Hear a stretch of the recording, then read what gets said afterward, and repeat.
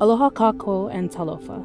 My name is Yaneta Le'i from Wailua, Hawaii, and I'm part of the Sundance Institute Indigenous Program. For over 40 years, Utah has been home to the Sundance Film Festival, and I'd like to acknowledge the Ute tribal nation, the ancestral keepers of the land that Sundance calls home. I would also like to honor the indigenous lands and people from which you join us, from our cold weather cousins in Sapmi lands to the Kanaka Maoli banded together atop Mauna Kea, Hawaii. Wherever you are in the world, enjoy our reimagined 2021 Sundance Film Festival. Hello, everybody. Welcome. Welcome to the 2021 Producers Celebration at the Sundance Festival. I love this event. It's often my favorite event of the festival. I'm Michelle Satter. I'm the founding director of the Feature Film Program, and I'm also the co-lead of the Creative Producing Program. The Institute's mantra for the 2021 Sundance Film Festival is, we're doing things differently this year. And indeed we are. We're grateful that despite the moment we're in, we can still come together as a global community of storytellers to celebrate this group of fierce creative producers and honor your extraordinary festival films. I want to just congratulate all of you. This is such an achievement. As a global pandemic and painful reminders of the pervasiveness of systemic racism have defined this past year, the need for storytelling, representation, creating meaning, and making change has never been more urgent. As producers, your work is critical. Your stories embolden us, challenge us, and inspire us to come together and share our common humanity. This work is not easy, and we know that, and it cannot be done alone. We must continue supporting each other to ensure that bold, singular work gets made and all voices are heard and seen. Over the past year, witnessing the struggle and the disruption, Sundance has responded to artists' needs by reimagining the way in which we support storytellers, we showcase your work, and connect with audiences. In April, as we began to see the impacts of COVID-19, we created a $1 million Sundance Institute Respond and Reimagine plan to provide funds to directly support the urgent needs of artists, as well as organizations from around the world supporting artists from historically marginalized communities disproportionately impacted by the pandemic. For nearly 40 years, the Sundance Institute Labs, founded by Robert Redford, have brought together accomplished artists and promising new storytellers to create new work. We wouldn't miss a year. And this year, our labs moved online, and I think did beautifully online. This past summer, over 100 artists were selected for our virtual labs, and many thousands more were able to experience advisor presentations and conversations through Sundance Collab, our digital community learning platform. And if you haven't been there, please visit Sundance Collab. And now here we are at the Sundance Film Festival, creating community in an entirely new way. And one of those ways, and we're going to encourage you today, because we love seeing you in the chat. So please use the chat, let us know you're here, and let us know you're celebrating producers today. We know that interrupted and postponed productions and delayed releases have and continue to take their toll on our community. And although we are in a difficult moment, we also remain hopeful about creating the future, but also know that many will continue to struggle. In the past year, the Sundance Institute has doubled down in support of producers through a robust year-round creative producing program. Our feature film and documentary fellowships, which include our labs, granting, and a customized continuum of support, are led by Shira Rockowitz and Christine Feely. And I must say, they are beautifully led by them.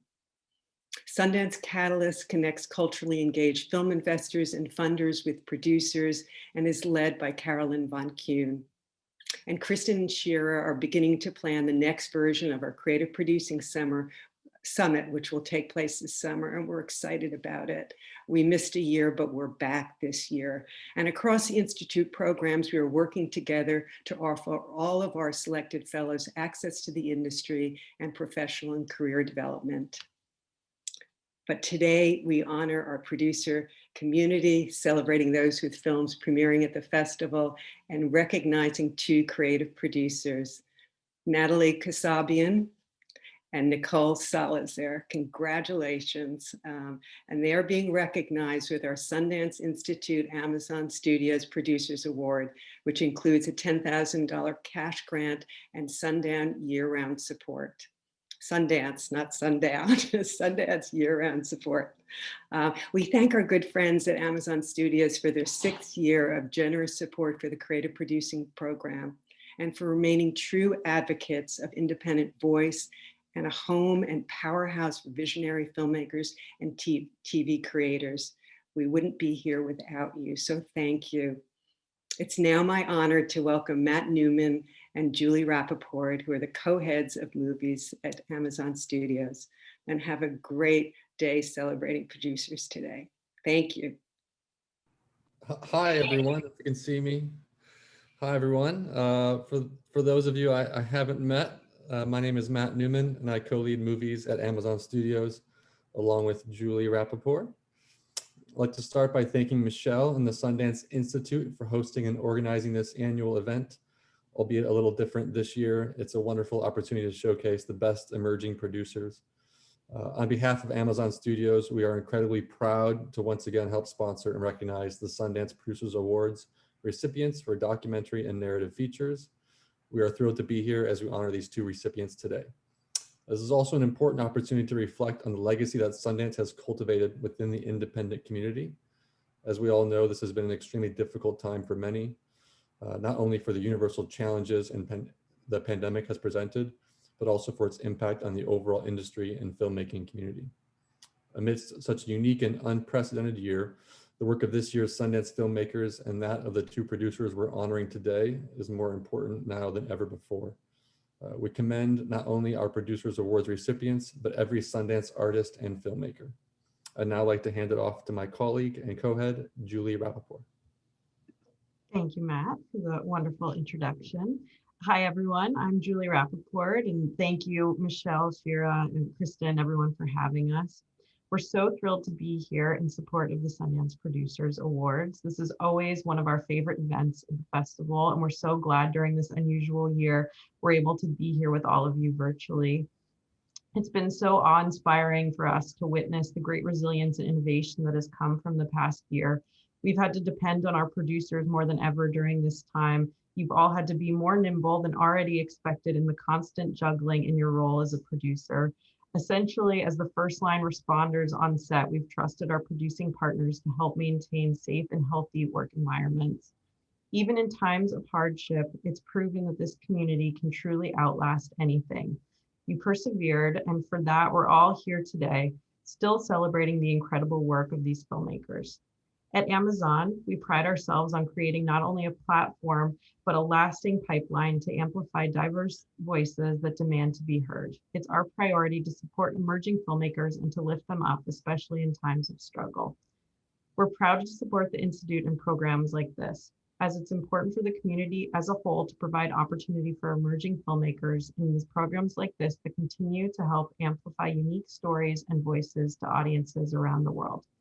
Again, huge congratulations to Natalie and Nicole. We can't wait to see the exciting things to come from you. Thank you again to Sundance, and we can't wait to return to Park City next year and to see everyone in person. Thank you. Hello, everyone. I'm Kristen Feely, Deputy Director of the Documentary Film Program. And I'm Shira Rockowitz, Director of Creative Producing and Artist Support in the Feature Film Program. Over the past few months, I've been thinking a lot about Effie Brown's potent keynote address at last year's producer celebration. She said, "Producing is not a job, it's a calling. Producing films is our form of protest and sometimes prayer." This past year has required both. Our community has been tested. Deep losses and new uncertainties have impacted each of us, our loved ones, our creative dreams, and our financial stability, altering our personal and professional lives in ways both mundane and profound. Coming together at the festival is always a highlight of our year. This year, it feels especially important, even if it looks a little different. Okay, very different, but you are here. It feels imperative to hold space together as a community for the grief and disappointment that have racked us. it is also crucial to honor your enduring commitment to bold, original storytelling. Whether you brought a project to fruition or you put it on hold this year, you are here. We've been in touch with so many of you over the past months. You've shared your experiences in the field and on set, navigating lost funding, delayed production, reimagined production, new safety protocols, disruptions in distribution, launching films virtually, and so much more. Amid continued uncertainty, you have enriched the filmmaking community by sharing resources, learning from one another, and coming together. You held power to account and called for meaningful change to advance representation in front of and behind the camera. Some of you participated in the Indie Town Hall organized by Rebecca Green and Dear Producer. You came together to share experiences creating work during COVID. Some of you wrote personal essays acknowledging the sacrifices and the heartbreak that are inevitable parts of doing the work that you love in a system that is far from perfect. You continue to imagine a better, more equitable industry by working together and building each other up within collectives like Brown Girls Doc Mafia, Undocumented Filmmakers Collective, ADOC, Filmmakers with Disabilities Doc Collective, Black Documentary Collective, and so many more, including membership organizations like the Documentary Producers Alliance. You have written open letters calling on Hollywood to transform rhetoric to end systemic racism into meaningful change and amplify Black, Brown, Latinx, Native American, and Indigenous voices. You have shown up, and in doing so, lifted others. As Michelle referenced earlier, when the effects of COVID began to surface last spring, the Sundance staff worked to adapt our artist support, redistributing support into stipends and artist grants, and bringing our in-person labs online. That was just the beginning, and we know we have so much more to do. When we shifted our artist programming online, you showed up, serving as advisors for our creative producing labs last July and as year-long mentors. You also participated in think tanks and are helping us create educational resources to make learning more accessible for aspiring producers. You are the lifeblood of this community, and we are grateful for you. Today, we celebrate all of you, festival producers, career producers, emerging and aspiring producers alike. You continue to heed your calling. In that spirit, we're also delighted to introduce our 2020 fiction and nonfiction creative producing cohort, whose year-long fellowship has included a 5-day lab this past July, as well as ongoing industry mentorship, educational workshops, networking, and granting.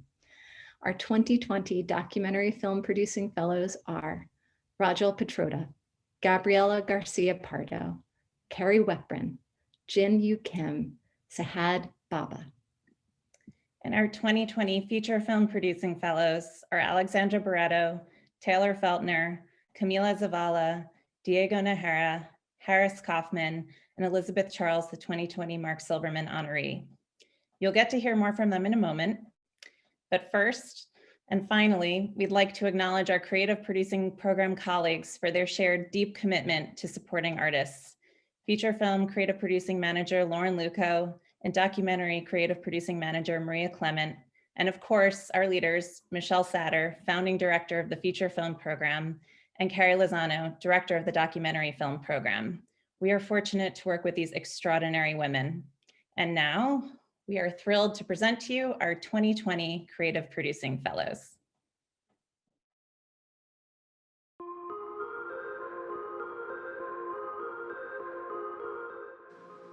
My name is Camila Zavala. Elizabeth Charles. Taylor Feltner. Alexandra Barreto. Diego Najera. Harris Kaufman. I'm the producer of Neon Tilapia. The name of my project is Malpelo. I'm producing the scripted feature Late Bloomers. My project is Late Bloomers. My project's name is Chalino. My project is called Chalino. Hi, my name is Gabriela Garcia Pardo. My name is Carrie Weprin. Jin Yu Kim. Rajal Petroda. Sahad Baba. The project that I am producing is called La Bonga. I am the creative producer on Florence from Ohio.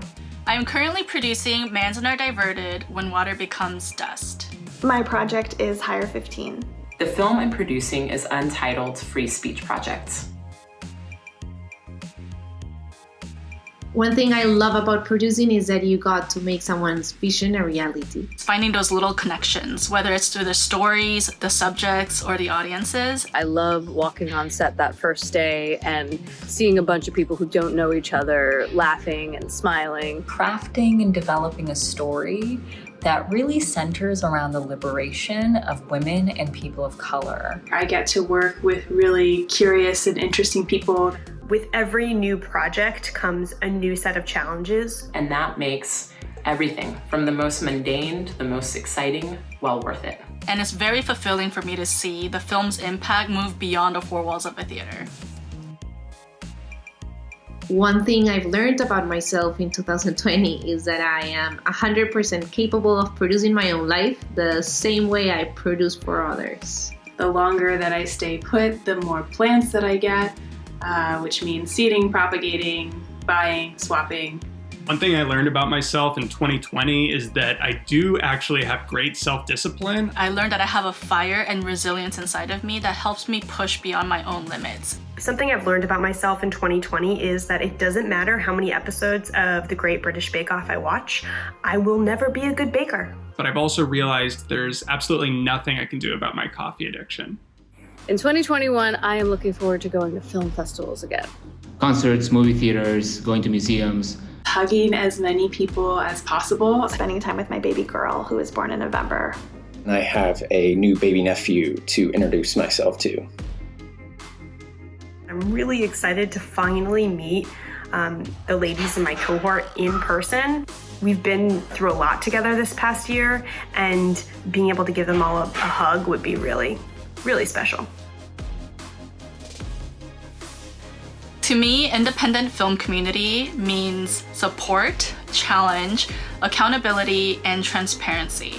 Creating a team and having a community of people makes me feel stronger. I don't think that the industry, mainstream industry, was created for people who look like me necessarily.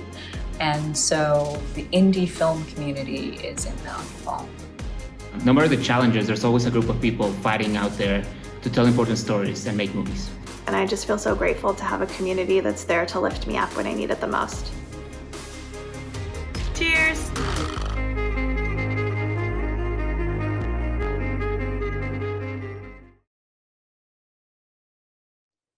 Hello, everyone.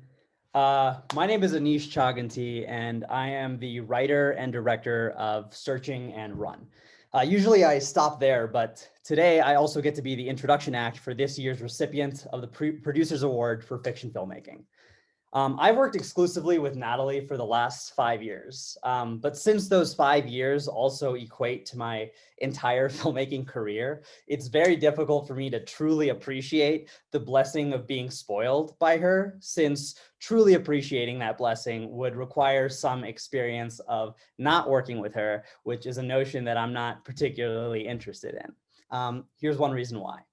One of the most common phrases that I hear during the making of our films is, wow, I wish every director did this. Now, I know that sounds very pretentious, but let me explain. From prep to production to post-production, every department head and crew member, every seasoned executive, and even studio head will at some point undoubtedly look at one of our film's status emails, Google Docs, spreadsheets, meeting minutes, or phone calls and conclude to them or to me how effective and how refreshing the process of making this film is. Now, often that comment is made to me, the director, but truthfully, even if it is made to me, the credit often entirely belongs to Natalie. That document that breaks down every character's look, organized by scene and script day prepared for the hair and makeup team that just made their jobs 10 times easier, Nat's idea.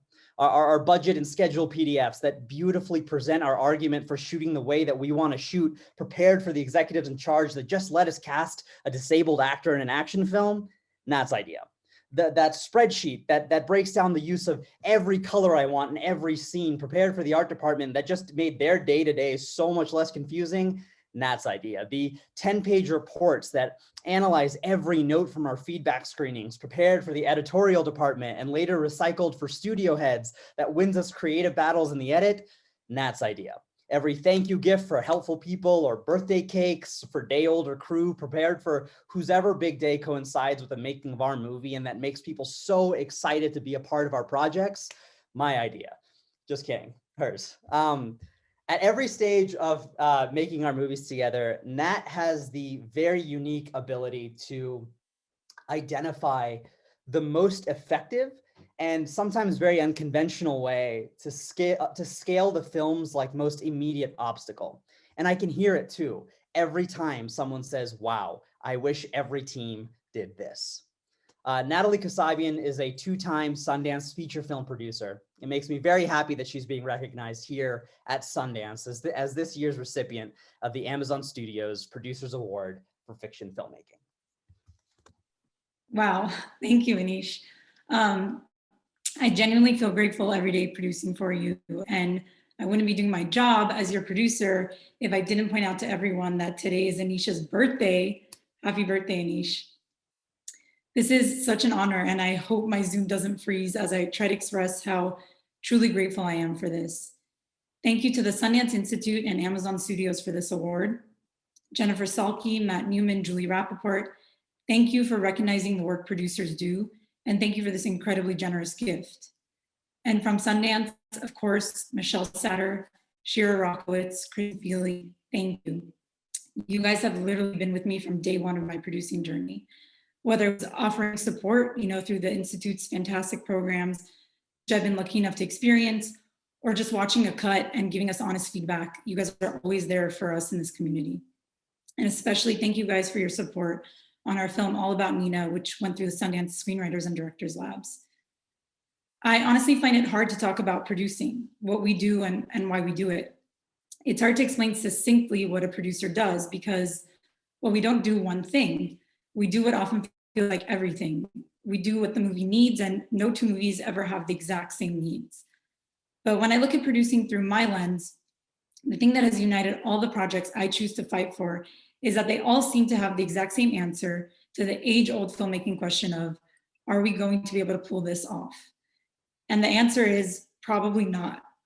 So why do we even go on this journey in the first place? A journey that, if I'm being honest, is filled with some doubt. And I truly can't think of a better example of a doubt-ridden journey than from our recent film run. On the very first day of production, the forecast was 10 degrees and snow. The task that day was to shoot the biggest, most dangerous stunt sequence of the entire film. Run was a challenge. And I know all movies are a challenge, but this day was a big one. We were trying to shoot an exterior Mission Impossible-esque stunt sequence on a budget that made our mission literally impossible. We had a first-time actress with a lower body disability suspended on wires, covered head to toe in heat pads, a stunt double ready for her turn, an enormous camera crane, and a freezing but eager crew ready to go. That morning, my brain was full of doubts, from will the practical shots blend in with the VFX, to does this choreography properly convey the emotional journey our heroine is gonna try to overcome, to is the stunt double's wig the right shade of red? The stakes were high. All I could think about again was, are we even gonna pull this off? And the irony, of course, is that getting to this point had already been a whole process of me appeasing lots of decision makers, convincing so many others that this first-time actress could not only deliver on the performance, but also the physical demands of the role. But we pulled off our first day. In fact, we wrapped the entire shoot successfully, but the doubts didn't end there. Any producer knows that post-production brings its own set of lovely producer doubts. Like, is the audience too ahead of the protagonist here? Or is this beat even clear at all? Is the color correction really gonna fix that shot? Oftentimes post leads you to the bigger question of, will these doubts ever go away? Well, in the case of Run, we did eventually finish the film. It was fully ready for its big theatrical release last spring when suddenly COVID-19 hit and we could no longer release the movie in theaters. Cue the doubts. How can we ever screen our movie amid a pandemic? Can we even release the movie at all? Will anyone ever see this movie? At the end of the day though, despite the pandemic, the film came out. Thank you, Hulu. We were lucky that it was well received, audiences got to see it safely, and our first-time actress got her due praise. So, were all those doubts for nothing? Well, I don't have the perfect answer. I can share instead something I've learned. As producers, we may doubt whether or not we can do something. but we can't ever doubt if it's worth doing. We can't submit to doubts. If we did, we wouldn't ever bring new filmmaking voices to the conversation. We wouldn't have movies that challenge traditional formats, like with Searching, where the narrative takes place entirely on computer screens, yet it moves you. And we wouldn't ever be able to put the word interesting in for a brilliant new actor's name.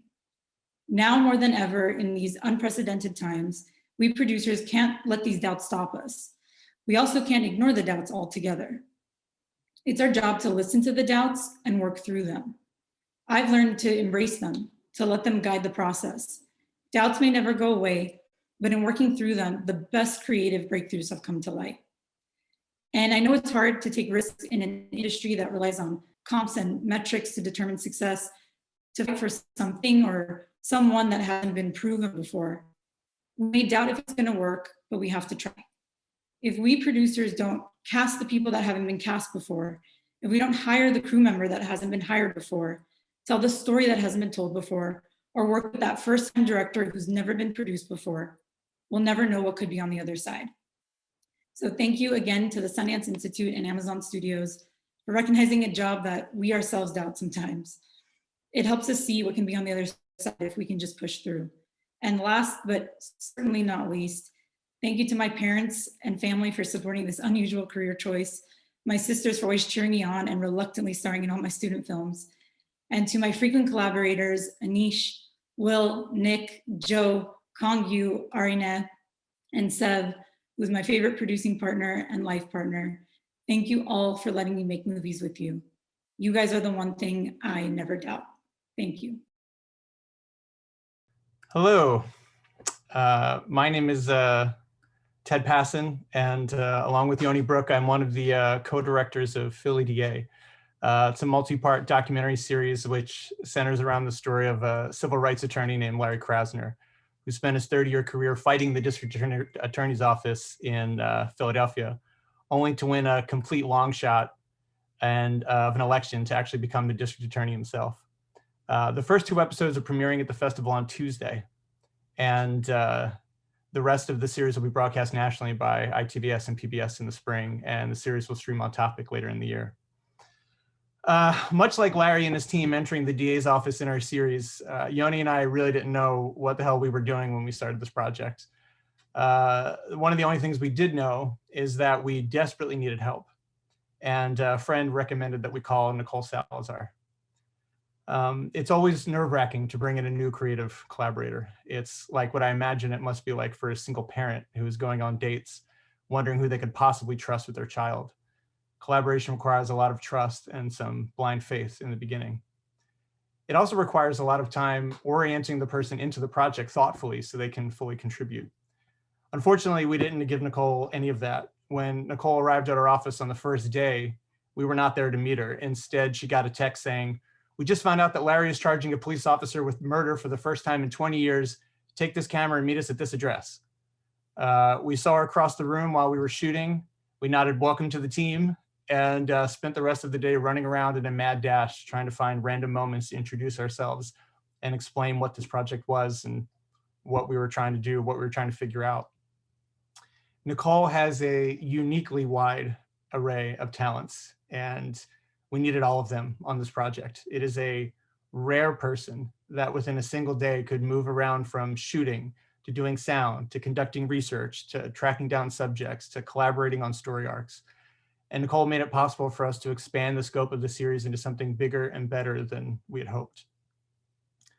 The most important thing she did, though, is what every director hopes any collaborator will do. She fell in love with the project. She wanted it to be the best it could be. She fought for it. She questioned it. She believed in it. She uprooted her life and moved part-time to Philadelphia, being away from her loved ones for years to be closer to the story. It didn't take long before we couldn't remember life before Nicole. She became a key creative voice on the project and eventually became family. In fact, we've seen more of her in the past 3 years than anyone in our biological families. Over this time, we've laughed together, cried together, fought together, learned together, made mistakes together, and sometimes succeeded together. Her intelligence, dedication, and passion made this huge undertaking possible. Her generosity, her ability to listen, her finely tuned emotional intelligence made those around her feel supported and heard. I aspire to someday be able to model half of the integrity and courage that she shows up with every day. Myself, Yoni, and everyone on our team are so thrilled that she is getting recognized today. When you're in the midst of a project, and we are still very much in the midst of post-production on the rest of the episodes of the series, it's easy to get in the mindset of only seeing the things that are not working, the things that you wish you had done better. The gift of this award is that it reminds us to take a step back and look at the things we did do right, the things that are going well. And getting to work with Nicole is at the top of that list. On behalf of Yoni Brook and our whole Philly DA team, I'm honored to officially introduce the winner of the Sundance Amazon Producers Award for Nonfiction, Nicole Salazar. Thank you, Ted. That was just the sweetest, nicest speech. I'm incredibly happy and honored to be here with you all today. I didn't start my career out in film. I started really in daily news at Democracy Now! Maybe 10 years ago, and then I went on to produce short documentaries for Al Jazeera at Fault Lines. And throughout all those years, I had incredible, smart, hardworking colleagues, and I absolutely loved my work, and I felt so lucky. But sometimes I did wonder, what it would be like to follow a story for, a longer period of time, to really get to dig into something and just stick with it. Or I wondered, what might it be like to not have the constriction of the format. But so eventually really what pushed me into independent producing was that Al Jazeera America closed down. And so myself and another, several hundred colleagues, we were all laid off. But luckily that just sort of introduced me to the world of independent work and freelance work. And I got to work on some amazing projects, but really, until Philly DA came along, I had never worked on something as ambitious and sort of as close to my heart as that project really has been. Working with Ted and Yoni has been a complete blessing and an incredible learning experience. And really, after they gave me that call, as soon as I saw the footage that they were capturing, I really knew that they were doing something incredibly special and important. And it was an opportunity not just to work on a long form, open-ended verite project, which, was incredibly exciting, but really the thing that, propelled me to work on this. I thought about what I'm going to say, but I'm like, there's pictures of it.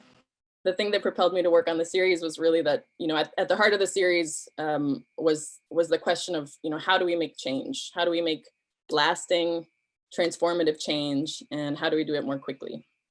And that's sort of, the same question that had driven me as a journalist and just as a person for most of my adult life.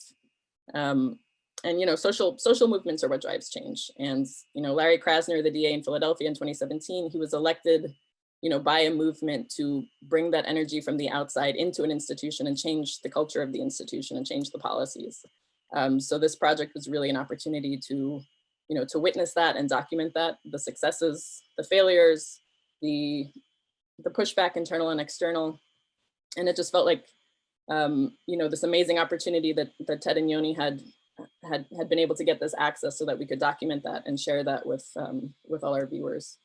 So, we set out to make a feature, but really once we realized, the amount of stories we were able to follow and how important it would be to not just film inside the institution, but to film with people impacted by the system and within the broader Philadelphia community, it just kind of became clear that we couldn't just make a feature. So even though none of us had ever made a series before, it just felt like, this material deserves to be a series. So that's what we're going to try and do. And it was, I was so lucky to have Ted and Yoni and the whole team on this journey with me, that we all did it together because we were all learning as we went. So here we are about 3 years later. And I do feel like I'm supposed to share a little bit of what I've learned. And I've learned really so many things on this journey.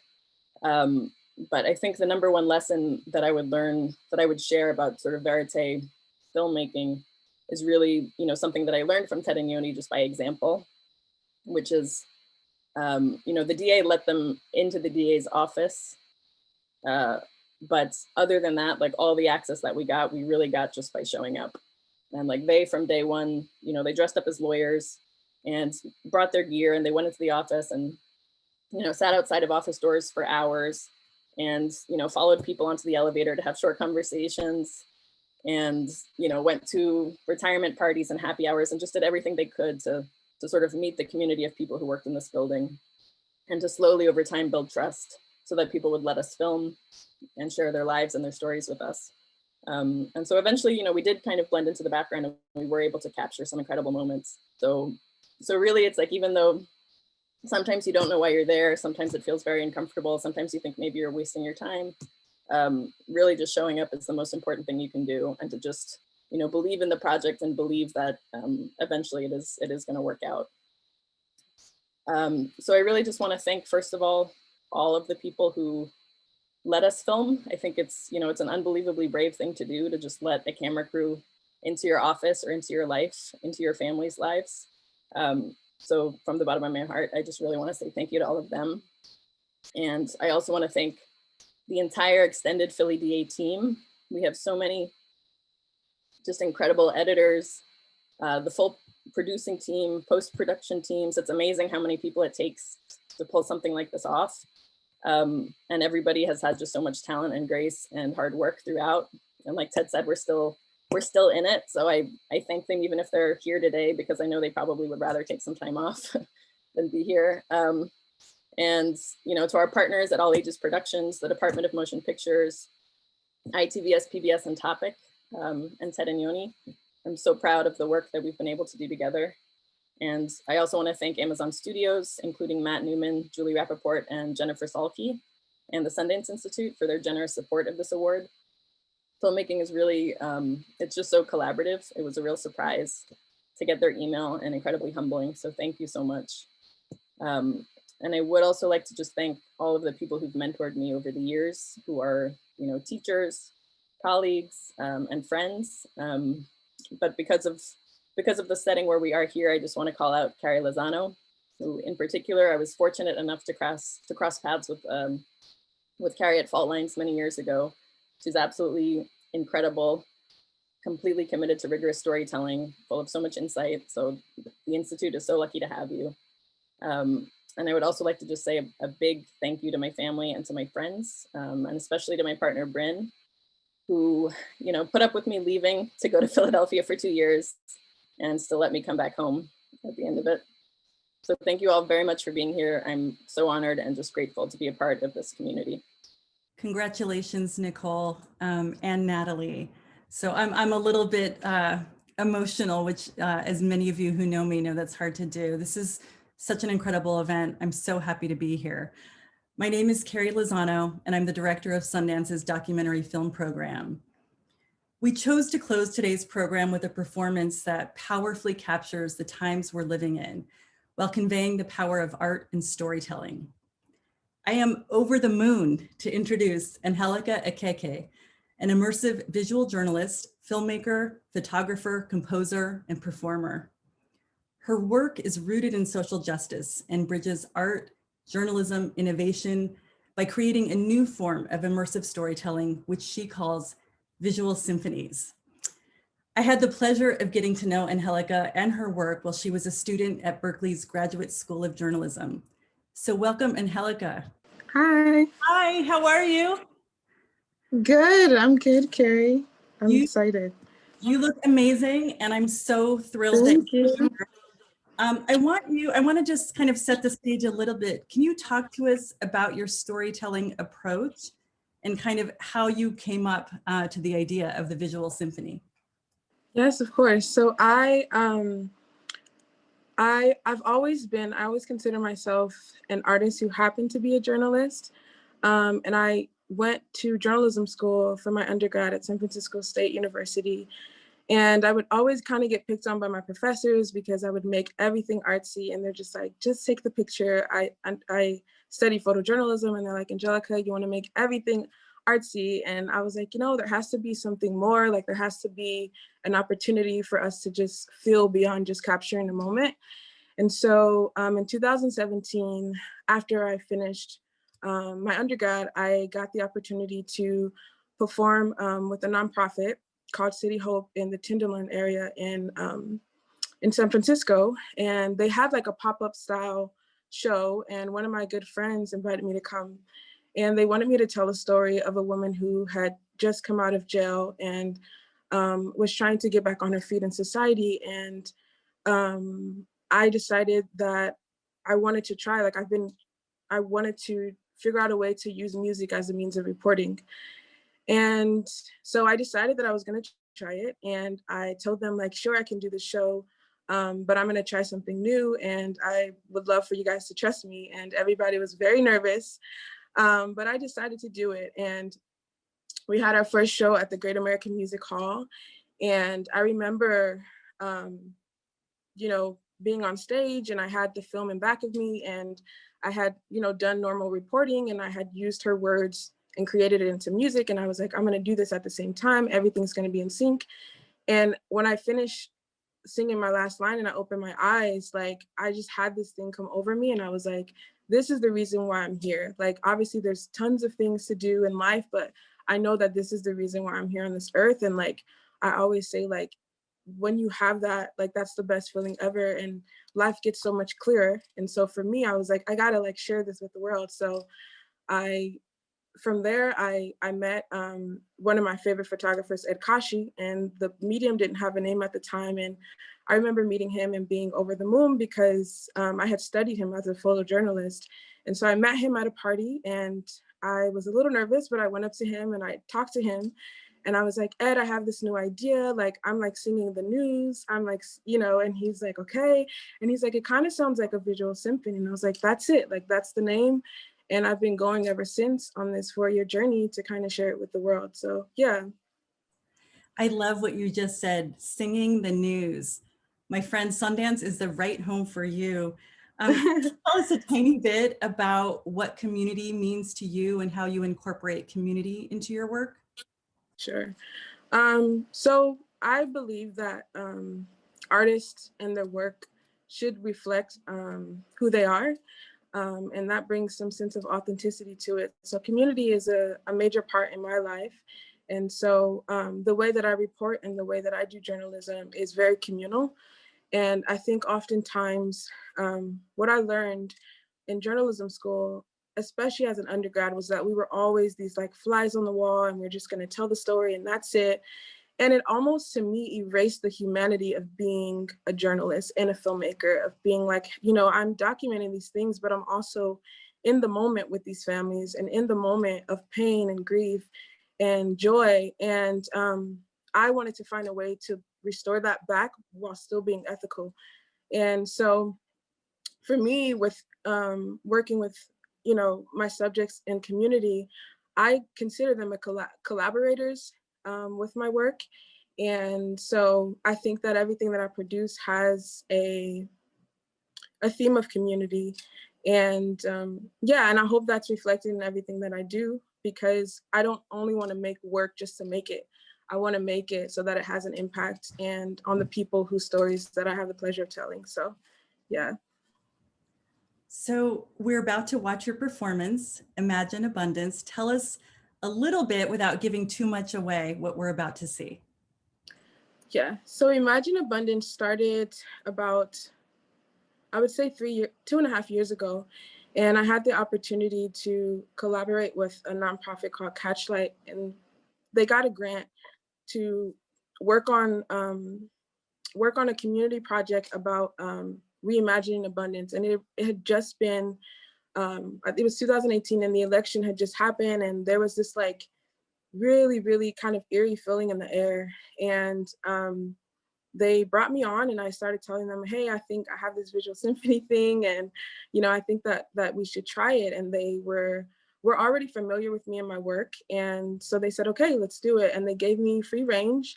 And you know, with community being a core center of who I am, I decided that why don't we collect photos, collect video, collect voice memos of what people think abundance is in this moment, whether it's, you know, abundance of negativity or abundance of positivity in your life. I said, like, I think it could be great, and then I would create a film out of, you know, everything that someone, you know, everyone submits to me, and it would kind of be like this mosaic and this collage of, you know, reality, of happiness, of joy, of grief, of pain. and it would kind of just be like this symphony. And so we worked on it for 3 months, and I gathered everything that everyone sent to me, and I had them share with me their thoughts at the same time. And I collected everything together, and I created scores based on what they sent me. And that's a little bit what Imagine Abundance is. And specifically for Sundance, we chose to revamp it, and we got even more filmmakers from around the world. And this is kind of us reimagining abundance in 2021 after such a harsh year that 2020 was. So I'm really excited to see it evolve in this way. Well, thank you so much, Angelica. It's so delightful to see you here. And with that, please enjoy Imagine Abundance.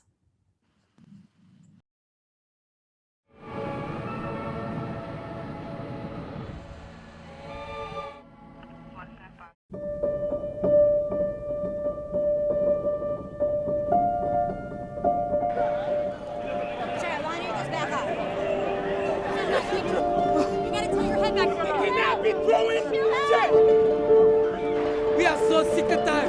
Cops killing us every day, and we don't say nothing about it. Now is our time to rise.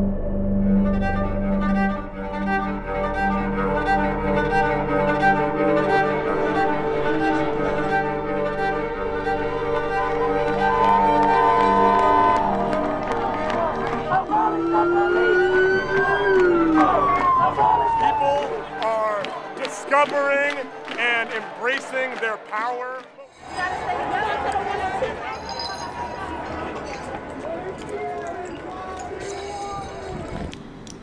And I don't understand at all how this could have helped any movement.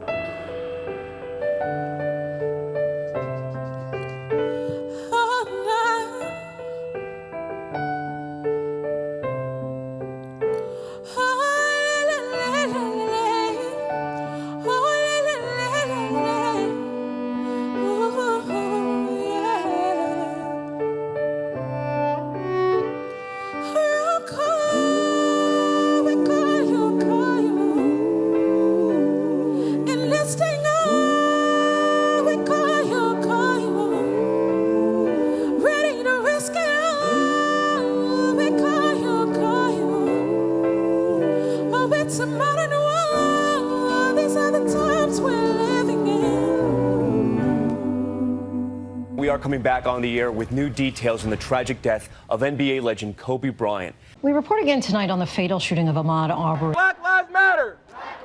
Breonna Taylor. Breonna Taylor. Breonna Taylor. 7.1 magnitude quake south of Mexico City. In Australia, dozens of massive wildfires that killed more than 24 people. To India now, where the government has invited farm union leaders to talks as thousands of farmers continue to block roads into the capital, Delhi.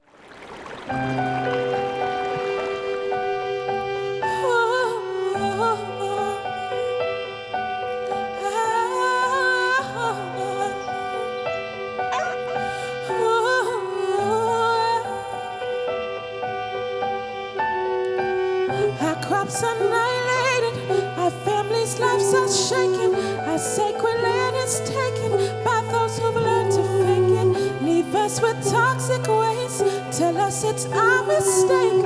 Red line where I can stay, who gets to live today?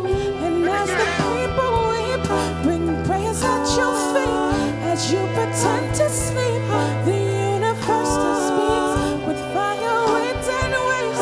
I've come to translate that love will conquer hate, distance selfish mistakes. What if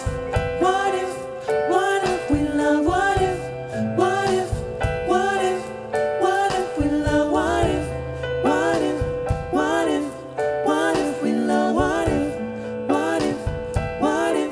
What if we love? Today, the World Health Organization officially announced that this is a global pandemic. This is the 10th hospital that I have been in, and to see the way that these families have to live after this. Confirming historic levels of job losses last month. Got some difficult days ahead, but it really doesn't matter with me now, because I've been to the mountaintop. I hear wishing and when crying out from the seas, wondering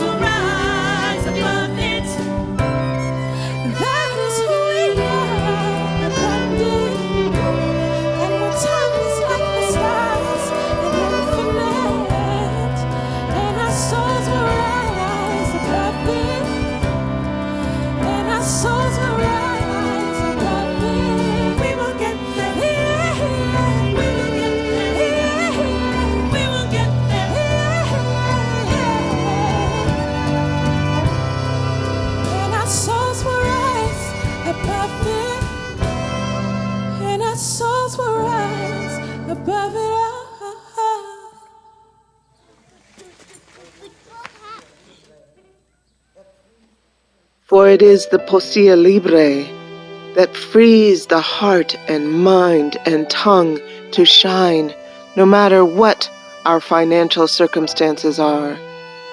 We cherish those who hold one another close and remember. We celebrate the poets and educators and community organizers who cultivate minds to plant the seeds of persistence. We band together with essential workers and fight to survive this moment and infuse this movement with love in order to turn the tide together.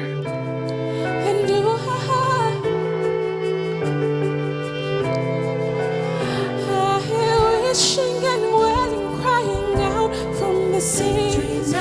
Wishing and wailing, crying out from the sea. Wishing and wailing, wishing and wailing, wishing and wailing, crying out from the sea. But we can change the story. It's written in our glory. We can change the story. It's written in our glory. We can change the story now. It's in all our glory. We can change the story. It's written in all our glory. Halle, halle, halle. Halle, halle, halle. Halle, hallelujah. Halle, hallelujah. Halle, hallelujah. Halle, hallelujah. Halle, hallelujah. Halle, hallelujah. Oh, we can change the story. It's written in all our glory now. Amen. Thank you, Sundance 2021, for having us. Wow, that was amazing. Thank you so much, Angelica, for that powerful performance. I don't know about you all. I do see the chat, so I do know about you all. I watched that and I kind of feel like we're going to be okay. So thank you. For more of Angelica's work, please find her online. Her link is in the chat, and take a look at her upcoming piece that's in progress, Marin City. So I want to thank all of my Sundance colleagues who hosted this event today, my colleagues in the feature film and documentary programs, as well as Kate Childers, Margaret Badikian, and Jessica Hobbs. And thank you all for joining us today. Congratulations again to the producers with films in this year's festival. We wish you an enjoyable and inspiring festival and hope for a brighter year. We look forward to seeing you in person next year. Happy Sundance 2021.